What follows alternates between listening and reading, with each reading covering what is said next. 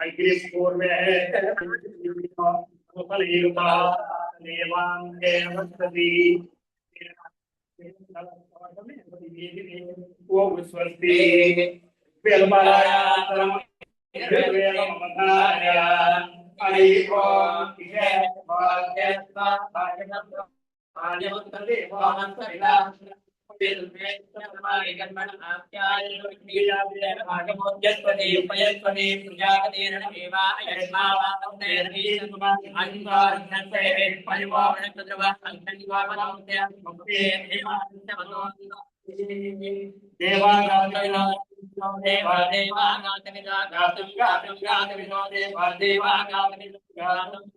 गातविदोगातम गातम गातविदोगातम विद्वा गातम गातविदोगातम विद्वा गातुम विरहिते गातुम विदा गातुम विद्वा गातुम विद्वा गातुम विद्वा गातुम विद्वा गातुम विद्वा गातुम विदे गातुम विद्वा गातुम विदा गातुम विदे गातुम विद्वा सोमरमय गातुम विद्वा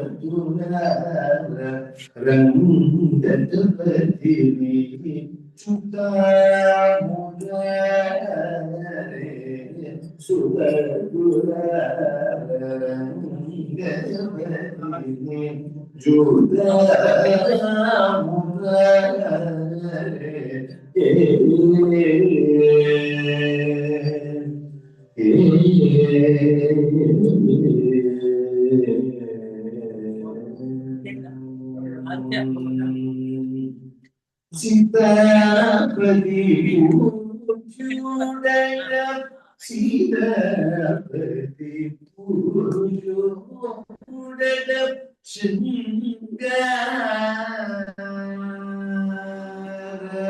Sitapati పూజ్యుడైన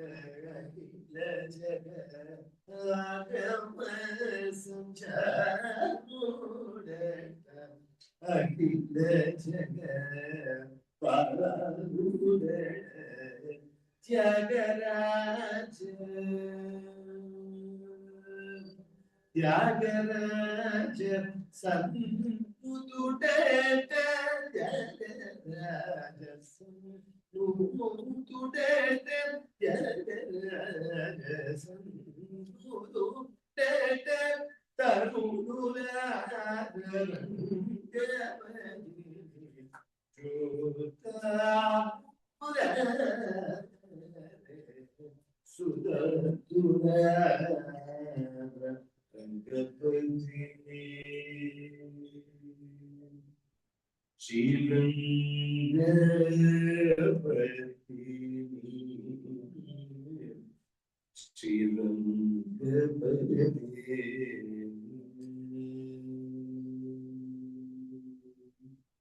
Ranganathan Bhajare Ranganathan Sri Ranganathan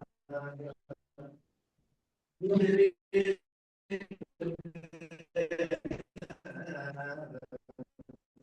Sri Ranganathan Bhajare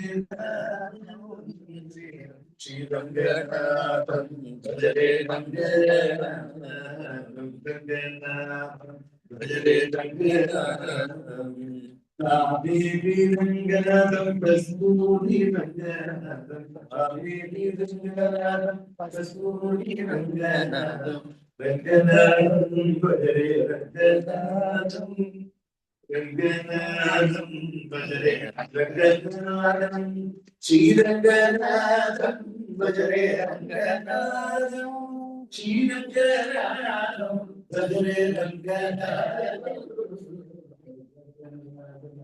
భజరే Ranganatham గంగాధం భజరే Sri Ranganatham.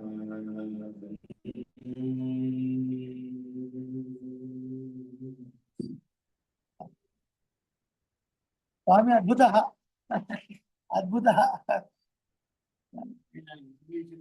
అన్ని రాష్ట్రాల్లో తిరిగి వచ్చి శేషం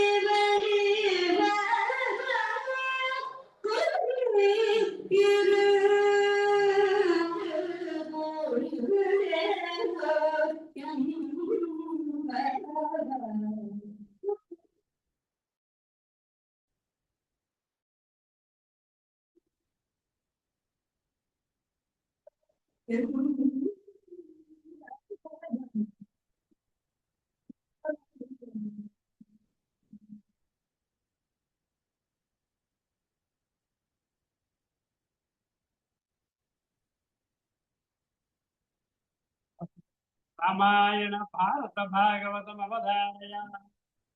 నమోస్తు రామాయ లక్ష్మణాయ జనకాత్మజాయ నమోస్తు రుద్రేంద్రయమానిలేభ్యో నమోస్తు ఇంద్రాదిమరుదనేభ్యః రామో లక్ష్మణశ్చ మహాబలః రాజవాంశేతి సుగ్రీవో రాఘవేనాభిపాలితః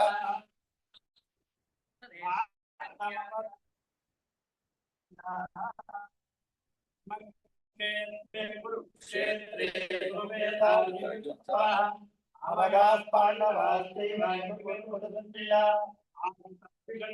విరక్తగీత గోవిందవ్యాధిషు వర్తమానాః సంకీర్త్య నారాయణ శబ్దమాత్రం విముక్తాః సుఖినో భవంతి. భాగవతమవతారయ వసుదేవం చచాణూరమర్దనం దేవకీ పరమానందం కృష్ణం వందే జగద్గురు అతీర్యం పరభావాయ తేజస్వినావధీతమస్తు మా విద్విషామి. ఓం శాంతి శాంతి శాంతి. వేదాలు రామాయణ భారత భాగవతాలు వాద్య ఘోష అలాగే గీత శ్రవణం ఇవన్నీ అయిన తర్వాత పురాణ ప్రవచనం ఆఖరి కనుక స్వామివారికి ఒక 20 నిమిషాలు టైం ఇద్దాం. స్వామి ఆన్ చేసేయండి.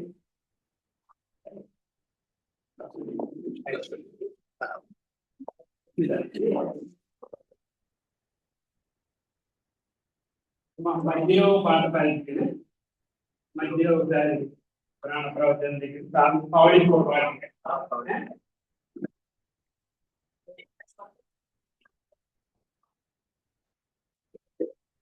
అడిగాను రామానుజదాస్.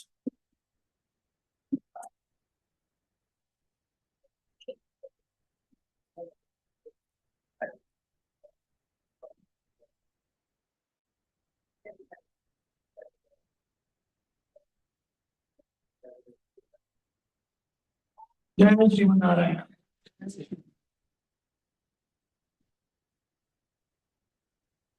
గురుభ్యో నమః. శ్రీశైలేశిత్యాది ప్రణతోస్మి నిత్యం. నీరాజంగస్ఫణిరికరీసుప్తముద్భవం శృతిశతశిరసిద్ధమధ్యాపయంతి స్వోచ్ఛిష్టాయాం ప్రజేగం యావనాత్తే ఉదారస్యై మహిరమిదం భూయ ఏవాస్తు భూయః.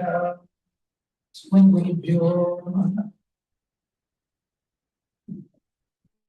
గోష్ఠి స్వరూపాన్ని నా దాసోహతలు చేసుకుంటూ ఇవాళ విశేషమైన సేవ నడుస్తుంది మన దేవాలయంలో. సహస్ర దీపాలంకరణ, అటుపైన ఉంజల్ సేవ. దీపము అంటే జ్ఞానము అర్థం. దీపం వెలిగించుట అంటే ఆత్మజ్ఞానము, పరమాత్మ జ్ఞానము, ఆయన్ని చేరుకునే జ్ఞానము, ఆయన్ని చేరుకోవడంలో మనకు కలిగేటువంటి ఇబ్బందులకు సంబంధించిన జ్ఞానము, ఆయన్ని చేరుకున్నాక మనం పొందే ఫల జ్ఞానం, అర్ధపంచక జ్ఞానము అని అర్థం. విశేషమైన ఉత్సవం నడుస్తుంది కాబట్టి ఇవాళ మనం ఒక 20 నిమిషాల ప్రవచనాన్ని విడించుకుందాం. నిన్నటి రోజు పాస్వర్డ్లో కొన్ని విశేషాలను ఒక 5 నిమిషాలు చెప్పుకొని ఇంకో 20 పాస్వర్డ్ భావించి చెప్పుకుందాం. నిన్నటి రోజున మాలే మణివన్న అనే పాత్రలో కృష్ణుడు చెప్తున్నారు, ఎవరా మీరు నన్నే కోరుకొని వచ్చారు, నన్నే కోరుకొని వచ్చిన వాళ్ళకి వేరే కోరికలు అంటూ ఏమి ఉండవు కదా, మీరు ఏదో మొత్తం అంటున్నారు, దీనికి ఏమైనా ప్రమాణం ఉందా అంటే నీరయా సేవన వేణుమని ఎట్టి మా పెద్దలు ఆచరించిందే మేము చేస్తున్నాము అని అన్నారు. ఇది ఏమిటి ప్రమాణం? స్వర్గం కోరుకునేవాడు జ్యోతిష్ఠోమం చేయాలి అని వేదంలో ఉంది. ఈ ధనుర్మాస వ్రతం మార్గశీర్ష స్నానం గురించి ఎక్కడ ఉంది వేదంలో? వేదంలో లేకపోవచ్చు, కానీ మా పెద్దలు ఆచరించారు. ఇది స్వరూపానురూపమైనటువంటి వ్రతము అని గోపికలు కృష్ణుడికి చెప్తున్నారు. ఆపస్తమ సూత్రము ధర్మజ్ఞ సమయ ప్రమాణం వేదాశ్చ అని. వేదాలు ప్రమాణమే, కానీ శిష్టాచార సంపన్నులు ఏదైతే చేస్తారో అది ప్రథమంగా మనం గ్రహించాలి. వేదం కూడా ప్రమాణమే అన్నారు. మరి నిన్న రోజున ఏమడిగారు? స్వామి, నీ దగ్గర ఉన్నటువంటి శంఖాన్ని కొన్నటువంటి శంఖాలు కావాలి, పరానే వాయిద్యం కావాలి, మంగళాశాసనం చేసే భావతత్వములు కావాలి, ధ్వజం కావాలి, మంగళదీపం కావాలి, మేల్కట్టు చాందని కావాలి అని అడిగారు. రిసౌండ్ వస్తుంది వాళ్ళ మైండ్. సరే సరే అప్పుడు ఆయన చూశాడు, ఏమనుకున్నాడు, ఇది సామాన్యమైన కోరికలాగా లేదా ఇది కదా. ఇప్పుడు తనని పోలిన వాడు ఇంకొకటి ఎవడన్నా ఉంటాడా? పరమాత్మ అనేవాడు ఒకడైనా ఉండేది కదా. నా తత్సమశ్చ అభ్యధికశ్చ దృశ్యతే. ఆయనకు సమానమైన వాడు కానీ ఆయనకన్నా ఎక్కువైన వాడు కానీ ఎవరు లేడు. మరి ఆయన లాంటి వాడు ఇంకొకటి లేనప్పుడు ఆయన దగ్గర ఉన్నట్లాంటి సంఖ్య ఇంకొకటి దగ్గర ఉంటుందా? ఉండదు. కాబట్టి నా సంఖ్యనే అడుగుతున్నారు. నా శక్యమే అడుగుతున్నారు. అడిపోయిన ఇంకేం అడిగారు? చాలా పెరుగు పరాని వాయిద్యాన్ని అడిగారు. అటుపైన మంగళాశాసనం చేసే భావనత్వములు కావాలంట. ఎవరు? బ్రహ్మాళ్ళ వాళ్ళు, పెరియాళ్ళ వాళ్ళు. సరే తీసుకోండి అన్నారు. మంగళ దీపం కావాలన్నారు. ఎవరామె? ఉల్లాస పల్లవిత పాలిత సప్తలోకి నిర్వాహ కోరకితనేవ కటాక్షలీల శ్రీరంగ హర్మతల మంగళ దీపరేఖ శ్రీరంగ రాజమహిషి శివమాశ్రయామ మంగళ దీపరేఖ మహాలక్ష్మి అంటే నీలాదేవి ఇచ్చేసాడు. ఇంకేం కావాలట? ధ్వజం కావాలి అన్నారు. ఎవరు? గరుడాళ్వారు ఇచ్చేశారు. ఇంకేమిటి? ధ్వజము గరుడాళ్వారు అయిపోయిందా? చాంద్రి ఎవరు? ఆదిశేషుడు. ఇవన్నీ కావాలన్నారు. ఇదేం చాలా విచిత్రంగా ఉంది. మీరు అడిగినవి ఇవన్నీ ఇచ్చేస్తే ఇంకా నా దగ్గరే ఉంది. లక్ష్మి కాఫీ పెట్టమంటే ఇవన్నీ పక్కన వెళ్ళిపోయింది. తీసుకుపోయారు గోపికలు. కాస్త సరదాగా బయటికి వెళ్దామని బండి తీద్దామంటే గరికి పంతులు లేడు కదా. వీళ్ళందరూ అడిగేశారంటే మీరు నన్నే పూర్తిగా కోరుకున్నారంటే మీ మాటలతోని నన్ను ఓడించారు మీరు అని అన్నాడు కృష్ణ పరమాత్మ. ఇవన్నీ ఎలా ఇవ్వడం సాధ్యం అవుతుంది అంటే గోపికలు అంటున్నారు, స్వామి మాలే మణివಣ್ణ అని చెప్పి లాస్ట్ లో ఆరు నిలయాయి అరుడేలో రెంబావాయ్. ఆరు నిలయాయి, ఆల్ ఇన్ ఇలై. ఇలై అంటే ఆకు అని అర్థం. ఆల్ ఇన్ అన్ని అందులోనే ఉన్నాయట. ఏంటి? మరి ఆకు పైన కృష్ణ పరమాత్మ ఉడుకొని ఉన్నాడు. అనంత కోటి బ్రహ్మాండాలను నీ కడుపులో ఉంచుకొని చిన్ని పిల్లివాడుగా ఆ సముద్రంలో మరియాకు పైన పడుతున్న నీకు ఇవన్నీ ఇవ్వడం పెద్ద సమస్య అంటే చేసిన వాడివి ఇవి సృష్టించేసి ఇవ్వలేవా? కాబట్టి నీకు అసాధ్యమైనది ఏది లేదు కృష్ణ అంటారు. సరే, ఇప్పుడు ఏమంటున్నాడు కృష్ణ పరమాత్మ ఈరోజు పాసనంలో? కూడారే వెల్లుంచి గోవింద మీరు భలే కలిగేసి నన్ను ఓడించేశారు అన్నారు పరమాత్మ. నేనెవరు ఓడించడానికి? నువ్వెవరు ఓడిపోవటానికి? అయినా నువ్వు గెలవాలి అంటే ఎవరి మీద గెలుస్తావు? శత్రువుల మీద. మేము ఆశ్రితులం కదా, కాబట్టి ఆశ్రితులకు లోబడి కదా నువ్వు ఉంటావు కదా, ఆశ్రిత పక్షపాతి. కాబట్టి నిన్ను ఓడించడం అనేది కుదరదు అని చెప్తే ఈ భాషలో అర్థాలేంటో ఒక 15 నిమిషాలు మనం చేద్దాం. చెప్పండి. కూడారే వెల్లుం శ్రీ గోవింద కన్నై పాడి పదకొండు యా పెరుసమ్మానం నాడు పుగడుం పరిసినా నన్నాగ உலகமே தோல் உளையே தோடே செவிப்பூவே ஆடகமே என்னனைய பல்கலனும் யாவணிவோம் அடையுடுப்போம் அதன்பின் நேபால் சோறு குணனை மேது முழங்கை வழிவார முடியிருந்து కులిందేలో రెంబావాయ్. పరమాత్మ ఎట్లాంటి వాడట? కూడారై వెల్లుంసి గోవింద, నీతో కూడను అనే వాళ్ళని జయించే స్వభావం కలిగి కూడేట్లుగా చేసే స్వామి అని. సాక్షాత్తు శ్రీమన్నారాయణుడే ఈ భూమండలం పైన ఎన్నో అవతారాలు తీసుకున్నా కూడా ఆయనకి అభిముఖంగా ఉండేవాళ్ళు కొందరు, అంటే పాజిటివ్గా ఉండేవాళ్ళు. ఆయన పట్ల విముఖత కలిగిన వాళ్ళు కొంతమంది నెగిటివ్గా ఉండేవాళ్ళు. ఆయన పట్ల తటస్థంగా ఉండేవాళ్ళు కొంతమంది న్యూట్రల్ గా ఉండేవాళ్ళు. వీళ్ళందరినీ ఆయన తన వశం చేసుకుంటాడు. తన మాట వినని వాళ్ళని తన బాణము దెబ్బల చేత తన వశం చేసుకుంటాడు కదా. ఆశ్రితులను తన కళ్యాణ గుణాలని దివ్యమంగళ తిరుమేలను చూపించి వశం చేసుకుంటాడు. తటస్థులు ఏదో కోరికలు కలిగి చూస్తున్నప్పుడు వాళ్ళకి కావాల్సిన కోరికలు తీరుస్తూ ఏదో ఒక సమయంలో ఈయననే మళ్ళీ ఆశ్రయించేలాగా చేసుకుంటాడు పరమాత్మ. కూడారై వెల్లుంచి గోవింద. ఆంజనేయ స్వామి, ఏమయ్యా నాది వర్తము అవతార సమాప్తి అయిపోయింది, మరి నేను వైకుంఠానికి వెళ్తున్నాను, నువ్వు వస్తావా అంటే ఏమన్నాడు ఆయన? స్నేహోమే పరమో రాజన్న ద్వై నిత్యం ప్రతిష్ఠిత భక్తిశ్చ నియతావీర భావో నాణ్యత్ర గచ్చతి కదా. నేను వైకుంఠానికి ఏమి రాను, నీ నామాన్నే స్మరిస్తూ ఉంటాను. రామ ఒక విషయం గుర్తుపెట్టుకో, నీ యందు ప్రేమ, నీ యందు స్నేహము నాకు ఎప్పటికీ ఉంటుంది, ఎప్పటికీ ఉంటుంది అని వీర అనే పద ప్రయోగం చేశాడు. అంటే ఇది ఉంటుంది అంటే ఇది నా గొప్పతం కాదు, నీ కళ్యాణ గుణములతోని అలా నన్ను మార్చావు నువ్వు, అలా నీ మీద ప్రీతి కలిగేలాగా చేశావు అని హనుమ అంటాడు. కాబట్టి ఆయన కళ్యాణ గుణాన్ని చూపించి దివ్యమంగళ విగ్రహ సౌందర్యాన్ని చూపించి ఆయనకు వశం చేసుకుంటాడు. తిరుమల త్రివేంకటమణి చూసిన తర్వాత చూసానండి, ఇక ఇంకోసారి ఏ వెళతాం ఎవరు ఉన్నారా? ఒకసారి విఐపి టికెట్, ఒక 300 రూపాయల టికెట్, ఇంకోసారి ఏదో టికెట్, ఏదో రకంగా చూడడానికి ఇష్టపడుతుంటాం కదా. అంత దివ్యమంగళ విగ్రహం స్వామిని. ఆయన కళ్యాణ గుణాలు, శ్రీరామాయణ, భారత, భాగవత ప్రబంధాలలో ఇవన్నీ వింటూ ఉంటే ఆయనకు వసపడిపోతాం. కాబట్టి నీతో కూడనటువంటి రావణాసుని కూడా యుద్ధ రంగంలో పడిపోయిన తర్వాత నాన్న పై కాస్త అంతఃపురంలో విశ్రాంతి తీసుకున్న రేపు రా అని అన్నాడు కదా. అలాంటి వాడిని కూడా వాడు వెళ్ళి అంతఃపురంలోకి వెళ్ళి ఏం పరాక్రమము రావణుడి, శత్రోహ ప్రఖ్యాత వీర్యస్య రంజనీయస్య విక్రమై. శత్రువుడు కూడా ఏం పరాక్రమం అని పొగిడేటువంటి ఒక గొప్ప గుణం శ్రీరామచంద్రుడు కదా. సో అటువంటి వాడు స్వామి కుడారై వెళ్ళం శ్రీ గోవింద తమ్మే పాడి నీ యొక్క తమ్మెత్వాన్ని నీ యొక్క కళ్యాణ గుణాన్ని పాడి పరేహుండ్రియాం పెరుసమ్మ.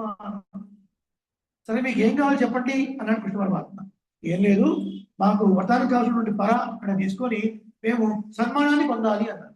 ఇదేంటి, మీరు వ్రతాన్ని ఏదో ఒక ఖ్యాతి కోసం లాభాపేక్షతం చేస్తున్నారా? మీరు ఏమైనా వ్రతం అలా కాదు కదా. ఎందుకు అంటే కాదయ్యా, మేము ఇవాళ వ్రతం చేశామని తెలిసి 10 మంది ఈ వ్రతం చేయాలి. ఆనాడు గోపికలు వెళ్ళి ఈ వ్రతం చేసి కృష్ణుడినే పొందారు అన్న మాట తెలియాలి కదా. కాబట్టి అందుకోసం నీ చేత మేము సన్మానింపబడాలి అన్నారు కదా. ఈ జీవాత్మ స్త్రీ ప్రాయం, పరమాత్మ పరమ పురుషుడు. ఆయన చేత సన్మానింపబడటం అంటే శ్రీరామాయణంలో వృత్తాంతం. పట్టాభిషేకం గురించి శ్రీరామచంద్రమూర్తి వెళుతూ ఉంటే అనేక రకాల జోడని వేసుకొని ఉన్నాడు. సీతమ్మ ఇంకా అలంకరించి అలా వస్తూనే ఉంది. నువ్వు అంతఃపురం దాటి రాకూడదు అని ఒక్కసారి ఆగు అని సీతాదేవి పాదాలు స్పృశించి ఒక మాల తీసి సీతాదేవి మెళ్ళో వేశాడు కదా. పతి సన్మానిత సీత, భర్త చేత సన్మానింపబడింది. చాలా గొప్ప సన్మానం కదండి. అంటే ఏంటి, భర్త భార్య గారు పట్టుకోవచ్చునా? శాస్త్రం ఏం చెప్తుంది, భార్య భర్త గారు పట్టుకోవాలి. కానీ ప్రణయత్వంలో అంటే అవుట్ ఆఫ్ ఎఫెక్షన్ భర్త కూడా పట్టుకోవచ్చును అని. అలా రాముడు సీతాదేవి పాదాలు పట్టుకొని ఇంతకన్నా ముందు రాకూడదు, నువ్వు ఇంకా ఆగిపో అని చెప్పి ఒకసారి ఒక మాలను తీసి సన్మానం చేశాడు. అది లోకవిదితం కదా. అలా నీ చేత మేము సన్మానింపబడి మేము చేసేటువంటి వ్రతం గురించి చాలా మంది తెలుసుకొని మాకేదో గొప్పతనం కావాలి, మాకేదో కిరీటాలు కావాలని కాదు కృష్ణ. ఈ వ్రతం గురించి 10 మంది తెలుసుకోవాలి, వాళ్ళ మనసు కరగాలి, భగవంతుడి వైపు రావాలి, తద్వారా నీ అనుగ్రహం పొందాలి, నిన్ను వాళ్ళు కూడా పొందాలి. అందుకని మాకు సన్మానం కావాలి. సరే ఏం కావాలో కోరుకోండి అన్నాడు. చెప్తాను వెళ్ళు. ఏం కావాలంట, చేతికి కంకణాలు కావాలంట చూడగమే, తర్వాత భుజకీర్తులు, తర్వాత చెవిదిద్దులు, తర్వాత కర్ణ పూలు 2 ఉంటాయి ఇక్కడ. కర్ణ పూలు అదొక ఆభరణం. ఆ తర్వాత పాదాలకు ఆభరణాలు, ఇవన్నీ కావాలి. వీటి తర్వాత మంచి మంచి వస్త్రాలు కావాలి, మంచి మంచి వస్త్రాలు కావాలి. చీర కట్టుకున్నాక జ్యువెలరీ వేసుకోవాలా, జ్యువెలరీ వేసుకొని చీర సెలెక్ట్ చేసుకోవాలా, జ్యువెలరీని బేస్ చేసుకొని చీర సెలెక్ట్ చేసుకోవాలి. ఇది ప్రాసెస్ అన్నట్టు చెప్తుంది అనమాట ఇక్కడ. ఆ జ్యువెలరీ ఏంటి, చంద్రహారమా, రత్నహారమా, కాసుల పేర, దాని తగ్గట్టుగా పట్టు చీర, ఆ చీర, ఈ చీర సెలెక్ట్ చేసుకోవాలి. కాబట్టి ముందు ఆభరణాలు కావాలి, తర్వాత వస్త్రం కావాలి అనుకోవాలి. అటు వేరేం కావాలట, నీతో పాటే కూర్చొని చక్కగా మేము పాయసం తింటూ అనుభవించాలి. అది ఎట్లా ఉండాలట పాయసము, చక్కటి పాలు, అందులో నెయ్యి, అందులో కొంత బియ్యం, దాంతో చేసినటువంటి అంటే బియ్యం తక్కువ ఉంటుంది, పాలు నెయ్యి ఎక్కువ ఉంటుంది. అదే పాయసం సేవిస్తూ ఇలా మోచరించి కారుతూ ఉండగా నీతో కూడి మేము అనుభవించాలి. కూడి నుండి కులిందేలో రెంబావాయి అనుభవించాలి. ఈ 2 పాత్రాలు ముక్త పురుషుడి యొక్క అనుభవాన్ని మనకు చెప్తున్నాయి. ముక్త పురుషుడి యొక్క అనుభవాన్ని చెప్తున్నాయి. ఏం చెప్తుంది, ఈ 2 పాత్రలను మనం సమన్వయం చేసుకుని వినాలి. 26వ పాత్రలో చెప్పబడిన దివ్యదేశం ఏమిటి అంటే శ్రీవెల్లిపుత్తూరు. 6 నిలయాయి అరుళేలో రెంబావాయి. వడపత్ర సాయి అన్నారు కదా, శ్రీవెల్లిపుత్తూరు దివ్యదేశం మనకు చెప్పబడింది కదా. ఏమడిగారు, ఇవన్నీ అడిగారు అంటే పరమాత్మకు సంబంధించిన ఆభరణాలు, పరమాత్మకు సంబంధించిన ఆయుధాలు, ఇవన్నీ ఎక్కడ వస్తాయి మనకి, ఆ లోకం పెడితే వస్తాయి. ఏ లోకం, వైకుంఠంలోకి పెడితే వస్తాయి కదా. కొంతకాలం ఈ భూమి మీద ఉండి ఆచార సమర్షణం అయ్యి పరమాత్మకే సంబంధించిన అసాధారణ చిహ్నాలు ఎవడు ధరించడో వాడికి ఆ లోకంలోకి ప్రవేశం లేదు కదా. అలా ఆచార సమర్శనం అయ్యి పరమాత్మ కటాక్షం పొందినవాడు శరీరాన్ని విడిచిపెట్టిన తర్వాత సూక్ష్మ దేహాన్ని పొందుతాడు జీవుడు. అలా లోకాలన్నింటినీ భేదించుకొని వెళ్ళి విరజ అక్కడ స్నానం చేస్తాడు. అక్కడ స్నానం చేయగానే ప్రకృతి వాసన అంతా పోతుంది. పోగానే అమానవుడు అని వైకుంఠంలో ఒకడు ఉంటాడు, వాడు వచ్చి ముట్టుకుంటాడు. అలా స్పర్శ అవగానే శ్రీమన్నారాయణ లాంటి ఒక దివ్యమైన దేహం మనకు వస్తుంది. అప్పుడు ఆయన బ్రహ్మాలంకరణ కొరకు 500 మంది అప్సరసుని పంపిస్తాడు. 100 వాసోహస్త, 100 అంజనహస్త, 100 చూర్ణహస్త, 100 ఆభరణ హస్త.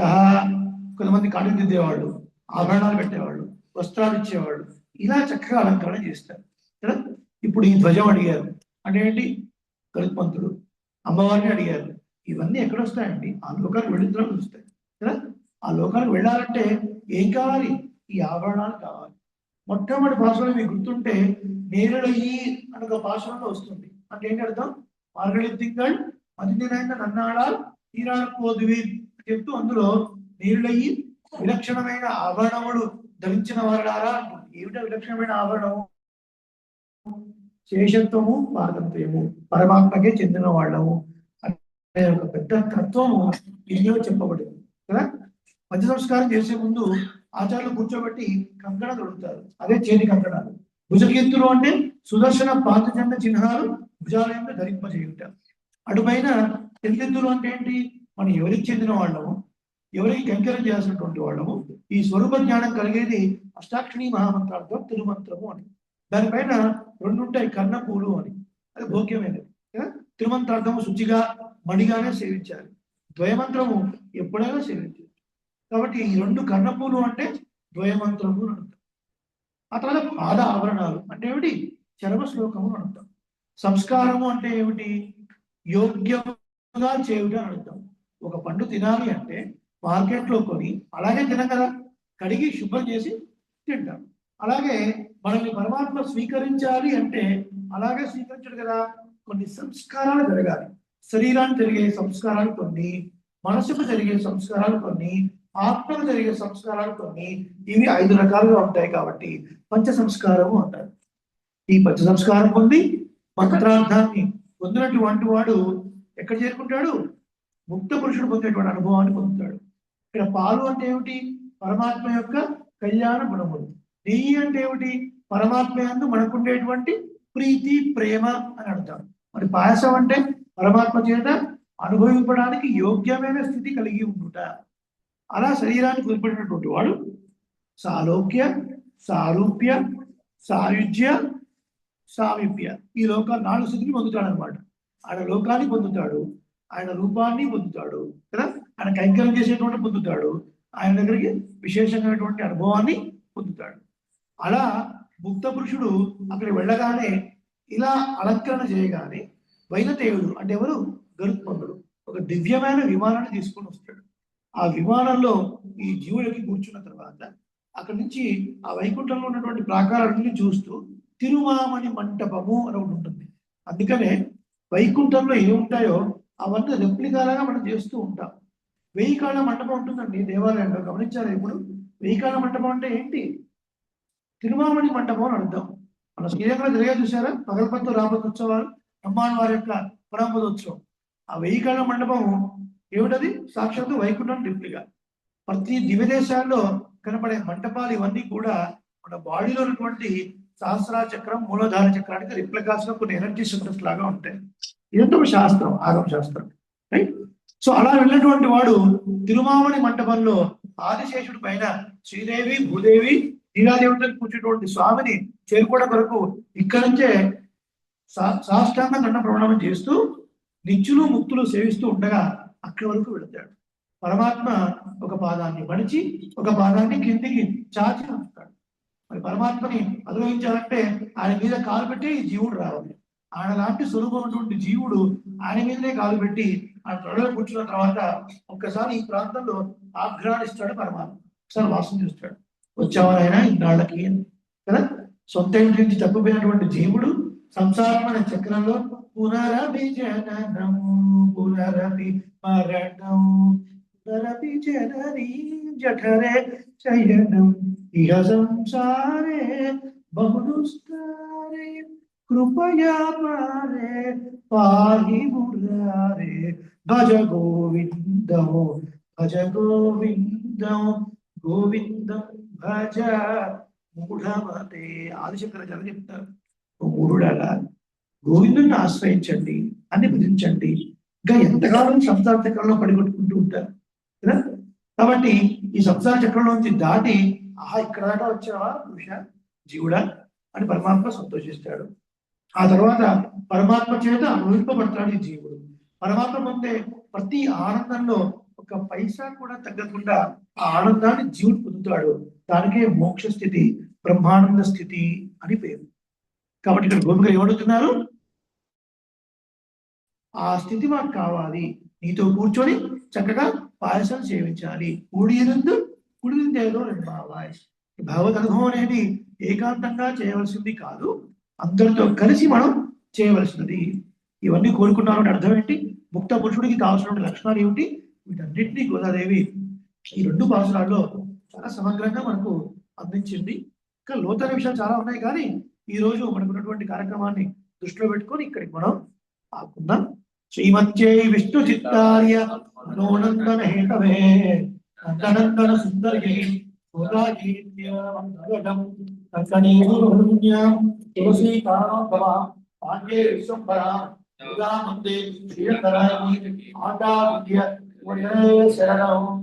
తిరుమంత్రార్థ శాస్త్రకు కొన్ని కారణాల వల్ల రాలేకపోయినటువంటి వారు శివ నంటూరి శేషాచార్య స్వామి వారు అమెరికాలో ఉండడం వల్ల రాలేకపోయారు. ఈ రోజున కూడారే ఉత్సవం రోజున సాక్షాత్తు మరి మన స్వామివారు సినిమాలని రంగనాథ స్వామిలా అలంకరణ చేశారు, చాలా భౌతికంగా కదా మన స్వామివారు నరసింహమూర్తి స్వామివారు. కాబట్టి ఈ కూడారే ఉత్సవం రోజున మీరు శేషవస్త్ర రామాయణ శేషవస్త్రాన్ని, అలాగే తిరుమంత్రాల జ్ఞాపకాన్ని, అలాగే చిన్నితైన గ్రంథాన్ని కూడా స్వీకరించగలిగారు. అమ్మారండి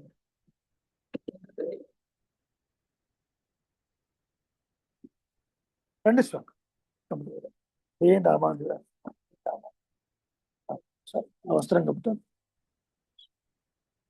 ఎవరండి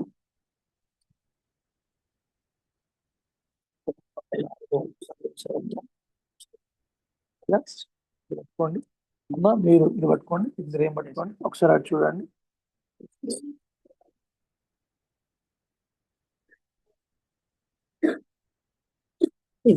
సో యాం పెరు సంహారం అంటే వాస్తవానికి కూడా ఈ రోజున ఆచార సత్కారం చేయాలి, సంప్రదాయం. సో అది ఎట్లయినా ఉండనియండి. ఇంత శ్రద్ధగా మీరు విన్నందుకు మీ అందరికీ దాంట్లో ఎంకరేజ్ చేస్తూ అనుకుంటాను. అది అక్కడ యజ్ఞాచార్య స్వామి అనుజ్ఞతో కార్యక్రమం చూసి ఆ తర్వాత ఈ కార్యక్రమాన్ని వచ్చేస్తాం.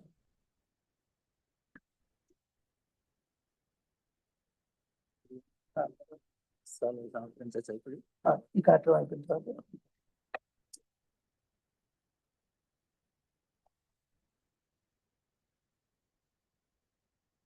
మా భూమి నుండి సాయంత్రం గోదా కళ్యాణం జరుగుతుంది కనుక 6:30కి కళ్యాణం ప్రారంభం అవుతుంది.